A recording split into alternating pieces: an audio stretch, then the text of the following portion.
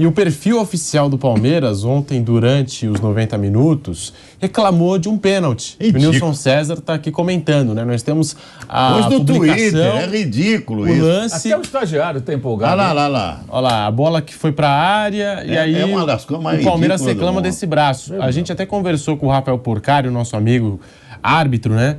Que disse que é um braço acidental e que o Palmeiras não deveria reclamar desse tipo de lance. Mas até o estagiário está achando que tem direito de reclamar, porque está todo mundo reclamando, que eu não vou reclamar também. Tentou mostrar serviço aí o garoto que faz a rede social. Né? E a publicação, assim, é bem feita no sentido de que coloca, né? E o VAR na legenda, e uma bola de vôlei. Ou seja, tá aí a publicação do Palmeiras nas redes sociais reclamando, protestando contra esse lance. De acordo com o Rafael Porcari, nada. Sabe o que o Palmeiras tem que fazer? Voltar a jogar futebol. Vai lá na Arena, é quinta-feira o jogo que vem, né? Quinta-feira. Vai lá na Arena, mete 2-3-0, volta a jogar bola. É isso que tem que fazer. Qualquer outro tipo de coisa é cascata, é conversa mole. Perdeu e olha, que lamba as unhas, que era pra ter perdido de 3-0, hein? Aquele é gol perdido do Caleri também, eu vou te dizer, sim. Na cara do gol grande, também, o Caleri aí perdeu o gol, o Rato também perdeu o gol, o Caleri errou. Enfim, gente, tomou um vareio de bola, vai resolver os problemas de campo. Vai resolver o problema da bola, né, Vampeta? Se não resolver o problema da bola, não classifica.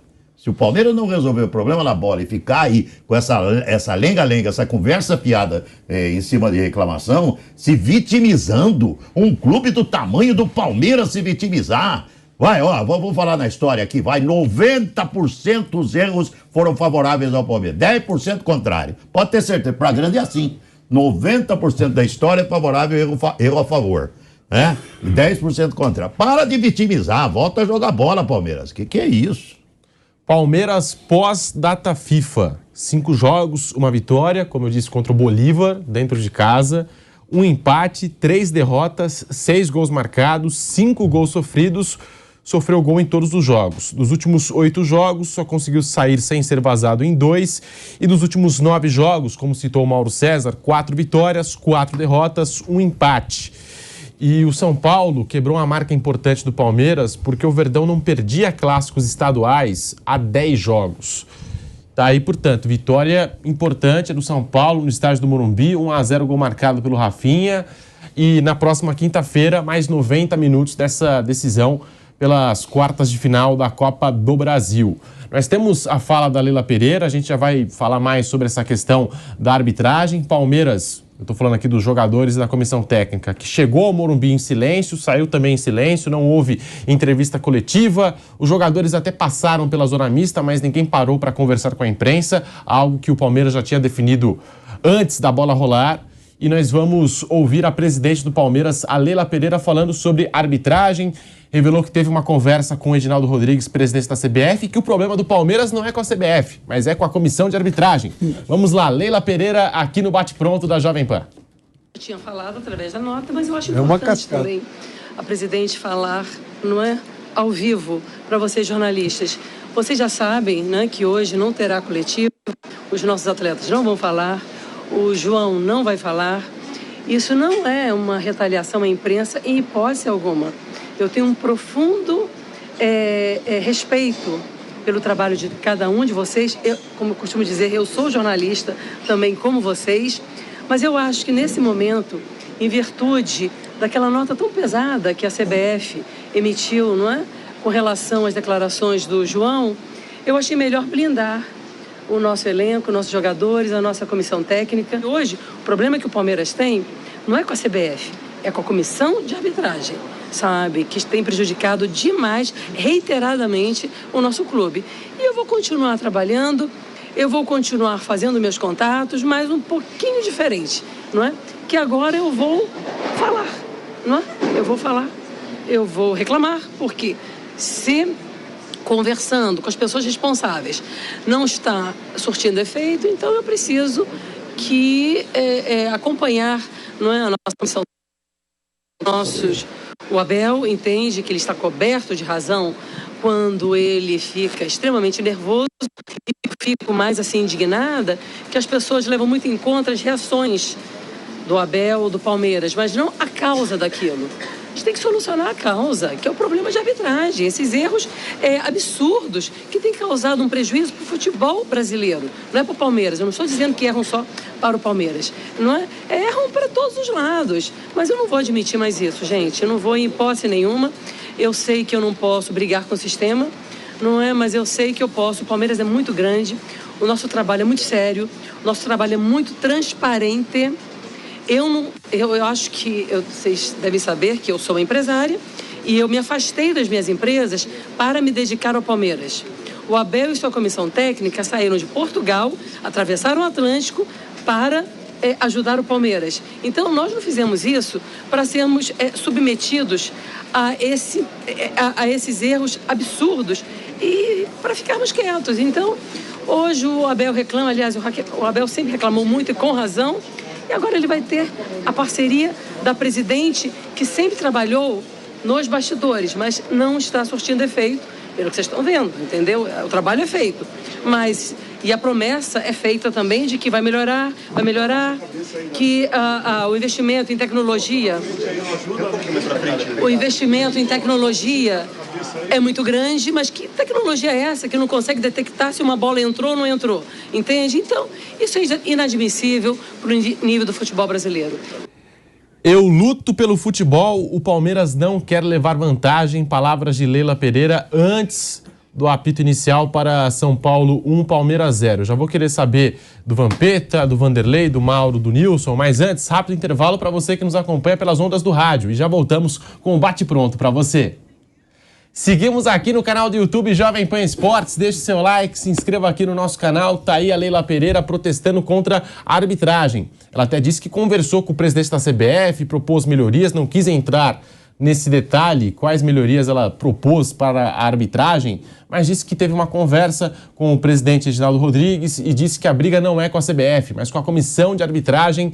Tá aí o posicionamento da Leila Pereira. O torcedor do Palmeiras, a gente sabe, Vampeta, Vanderlei, Mauro, Nilson, ele tem um pensamento de que o Abel Ferreira e a comissão técnica já se posiciona demais, que às vezes falta um posicionamento da presidente, Leila Pereira, até mesmo do diretor Anderson Barros. É o que o torcedor do Palmeiras mais cobra nas redes sociais.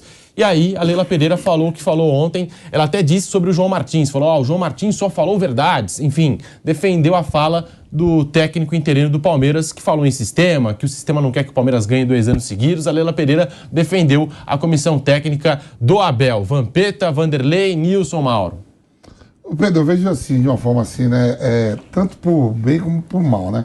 Por exemplo, quando eu vejo um dirigente de futebol que sai candidato a um clube que está devendo, tipo, 2 bilhões em dívidas, salário de atletas atrasados, vencimentos, devendo para Deus e o mundo, e o cara vai ali na eleição e briga, faz a sua chapa e vai. Eu digo, não é possível que tá indo só com o coração, sabendo que tá tudo, todo mundo vendo aí as caras, né? Se eu tiver uma empresa e tiver um cheque devolvido, for lá no Serasa, ninguém compra a minha empresa.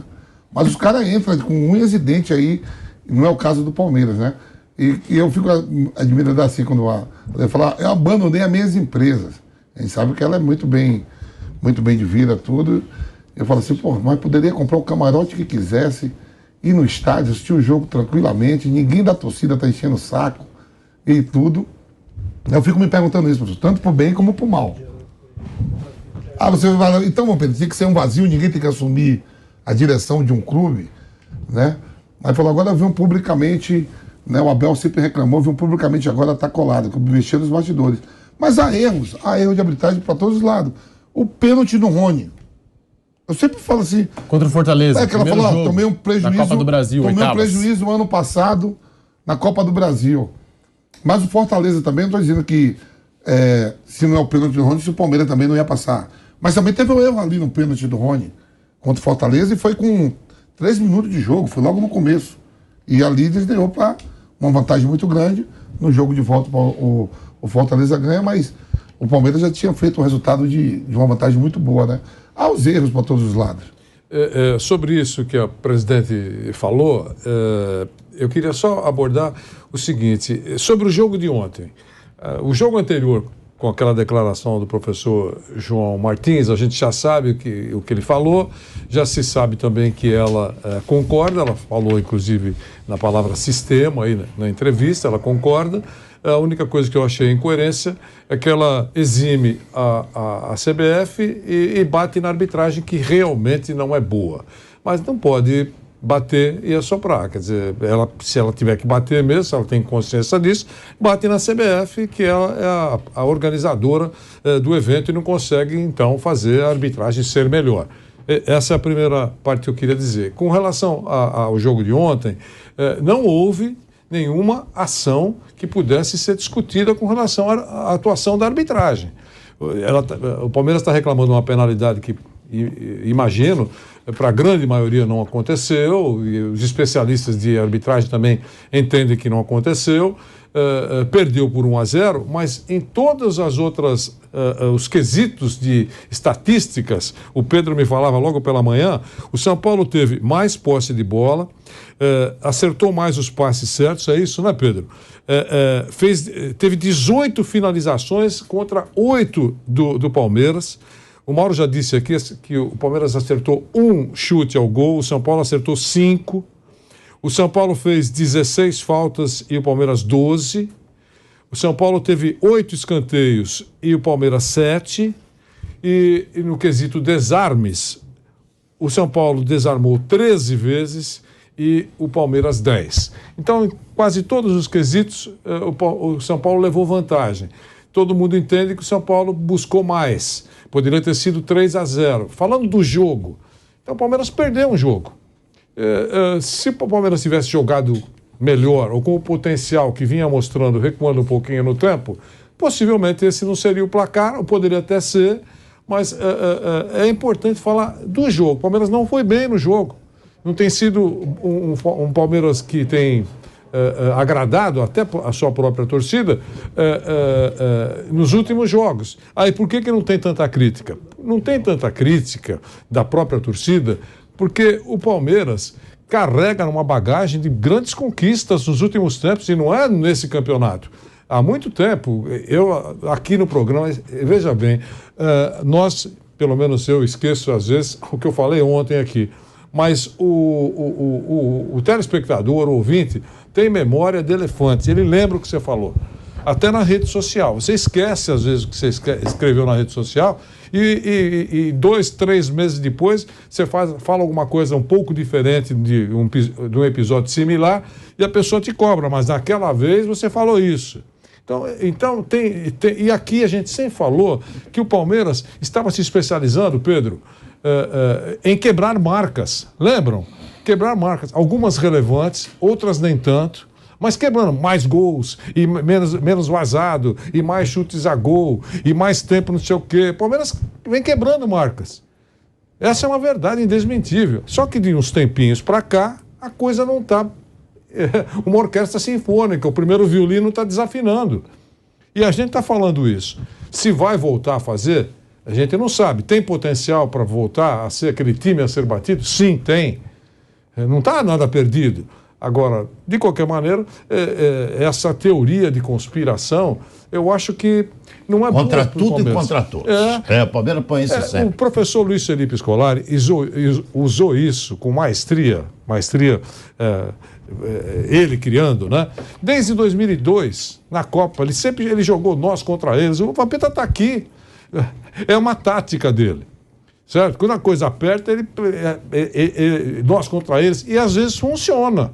Às vezes funciona, o jogador se sente mordido, professor, é tudo contra nós, e vamos crescer. Isso acontece, às vezes funciona. Agora, quando você começa a arranjar muitos motivos por que você não foi bem, você coloca na cabeça do teu elenco, eu acho, talvez um psicólogo esportivo pudesse explicar cientificamente isso. Né? Você já dá uma desculpa. A gente vai jogar, mas se não der certo, não deu certo por isso. Sabe? Então eu acho que tem que tomar muito cuidado. E o professor Abel tem sido muito competente em motivar o time a cada jogo. Isso também foi dito aqui, não foi, Pedro? Ganha, conquista, o que ele vai falar? Amanhã ele vai enfrentar o Nogueirópolis, uma porcaria de time. O que ele vai falar para motivar esse pessoal? Aí vai para o jogo e o Palmeiras aparece motivadíssimo, atropelando o Nogueirópolis. E a gente elogia aqui. Poxa vida, olha o que faz o Abel. O time grande, né? O time que está sempre chegando. A gente está vendo aí, por exemplo, uma situação de que tem o Vasco, quinta maior torcida do país, só tem uma competição, que é o Campeonato Nacional. Né? Poderia estar em outras competições, mas voltou da segunda divisão. Pedro, o Palmeiras, dependendo do que faça na semana que vem, contra o Botafogo, ou contra o São Paulo, jogo de volta. Flamengo também. E o final de semana agora, e chegar no dia 9. Tem 2 jogos que é jogo duro, é aberto, Palmeiras e Atlético Mineiro. Isso serve tanto para o Atlético como serve para o Palmeiras. Você pode chegar no dia 9 de agosto, tá a temporada já indo pro saco, e você ainda tem o mês de setembro, outubro, novembro e dezembro. Se o Palmeiras eliminado do São Paulo e continuar mal do brasileiro e deixar o Botafogo abrindo muitos pontos e não passar do Atlético Mineiro, que é uma probabilidade de ou um ou outro, pro Atlético Mineiro também serve isso, que eu tô te falando. Sim, sim. O Atlético Mineiro já não tá mais na Copa, não tá na Copa do Brasil, no dia 9 de agosto, que o primeiro jogo é, se não me engano, é dia 2 de agosto e o segundo jogo é dia 9, né? Dia 9. Olha só, no mês de agosto, o Atlético Mineiro ou Palmeiras, um dos dois vai estar de fora de tudo. A temporada já foi pro saco. Isso é. Se cair pro São Paulo e cair pro Atlético, Palmeiras, em tese, só fica pro Campeonato Brasileiro. E o Atlético, se cair pro Palmeiras, não tá mais na Copa do Brasil e tá longe no Campeonato Nacional.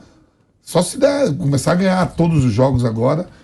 E pelo menos pro Atlético Mineiro isso. Olha só, 9 de agosto. Já estamos em julho, agosto já tá logo mês, aí. daqui a um mês. E você vê, ou o Palmeiras ou o Galo podem ficar apenas com o Campeonato Brasileiro com tamanho investimento, né? Com o elenco, e distante do líder, porque eles estão longe do líder. Hoje o Palmeiras é 10 pontos e o Atlético Mineiro é muito mais, acho que é 14. Nilson, Mauro, o que falar desse discurso da Leila Pereira antes da bola rolar, falando de arbitragem, protestando contra a arbitragem do futebol brasileiro? Fala, Maurão. Não tem muito o que dizer, não. Eu acho que ela, ao falar, ela protegeu o seu técnico substituto de uma outra entrevista atabalhoada como aquela que ele concedeu no final de semana. Para mim, isso foi estratégia. Ela foi lá, falou automaticamente. Os jogadores não falam sempre, passam na zona mista e tudo, mas ok. É mais comum o jogador não falar. Agora, o técnico não falar é incomum. Quando ela se apresenta e não tem coletiva... É por isso que eu falo, o Abel não estava. Se o Abel estava, talvez ela não fizesse isso também. Exatamente. Mas o que acontece? O auxiliar, o que ele falou... Bem, o Anderson Barros interrompeu a entrevista antes de terminar. Estou errado? Foi o que aconteceu. Então, me parece que eu fico na dúvida se o Palmeiras gostou ou não da entrevista. Ou né? ela tomou um puxão da orelha do presidente da CBF, que ela falou que conversou com ele. Por isso que ela está defendendo, falando que não é isentando a CBF e criticando a arbitragem. É como se fossem coisas separadas, né? Ridículo, né? E já que a gente está falando demais de arbitragem, num jogo que não teve interferência de arbitragem, né? Temos que colocar isso aqui. O Palmeiras perdeu porque jogou muito mal e o São Paulo mereceu a vitória no estádio do Morumbi. No segundo tempo, né, Nilson? Quando entrou o David no time do São Paulo, o torcedor já ficou daquele jeito. Colocou o Juan, saiu o Caleri, aí o torcedor falou, eu não sei não, hein? E o São Paulo continuou em cima. Alisson também. O torcedor ficou calafrio. O David entrou muitíssimo bem. Entrou, colocou fogo no jogo. Bem. O David foi muito bem. Eu vi a cara dos São Paulinos, o Chacon lá embaixo, o Daniel Lian na arquibancada. Ai, David, perdemos Caleri e Luciano. Entrou bem o David. Muito bem. Entrou muito bem, fez uma bela partida. E a gente também tem que destacar o Caleri, primeiro tempo. É claro, teve aquela grande oportunidade, mas o cara que era dado como dúvida, como desfalque quase certo do São Paulo, se esforçou para jogar, né? Se esforçou para participar. O São Paulo, de uma maneira geral, né? foi muito bem. As 3 substituições foram bem feitas também. Porque a do Luciano foi contusão. Ele machucou, né? E as 3 substituições foram bem feitas. Eu gostei até da entrada do menino lá, do Rodriguinho, que não foi mal também. O São Paulo, enfim, o Rato fez uma bela partida. Jogou bem. São Paulo fez um belo jogo. Pablo Maia fez um belo jogo também. São Paulo foi muito bem. O time de São Paulo jogou de... O Rafinha fez um jogaço ontem. Gostei muito da partida do Rafinha. Não queria perder de nenhum. Tava jogando com um apetite desgraçado. Eu senti o São Paulo com uma fome. Olha, se voltar a jogar essa bola com a vontade de não perder, né? Porque o São Paulo, eu dizia o seguinte, São Paulo é um time que estava sem vergonha, né? Perdeu, ganhou, empatou. Quando você não tem vergonha de perder, normalmente a chance de você tomar cacetada é enorme. E é o que vinha acontecendo com o São Paulo. São Paulo não tinha vergonha de perder. São Paulo empatava, perdia, ganhava, era a mesma coisa. Ontem eu senti um São Paulo que estava com vergonha de perder, não queria perder o jogo. Caio Paulista jogou muito também, pô. Caio Paulista, bela partida também. E, em cima do Caio Paulista, o Gabriel Sá manda aqui um dado importante. Nosso repórter Gabriel Sá, que respira também em São Paulo, a estatística, o setor de estatística do São Paulo manda essa informação que o Vampeta citou, o Caio Paulista. O lateral esquerdo Caio Paulista completou 9 dribles na partida diante do Palmeiras. De acordo com o levantamento desse pessoal da estatística, é o maior registro de dribles certos do São Paulo desde a atuação de Lucas Moura contra o Cruzeiro em 2012. 11 anos. O cara jogou muito. Ele ia fazer um golaço, ele deu um chute. Jogou muito bem, ele errou. É verdade. Também ele botou todo mundo. Aquela bola, aquela bola na cara do gol que ele jogou na lua. Ali foi individual, que ele veio driblando, professor. Muito interessante. Muito interessante. Que ele veio driblando todo mundo. E mérito para o Dorival, hein? Vamos aplaudir o Dorival. O time do São Paulo é um time bem diferente daquilo que a gente estava vendo do São Paulo com o Rogério, não tenha dúvida.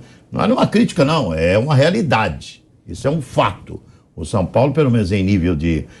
não estou dizendo o resultado, porque o resultado é mais ou menos semelhante. Mas em nível de disposição, de aplicação, de força, de querer ganhar, de correr mais.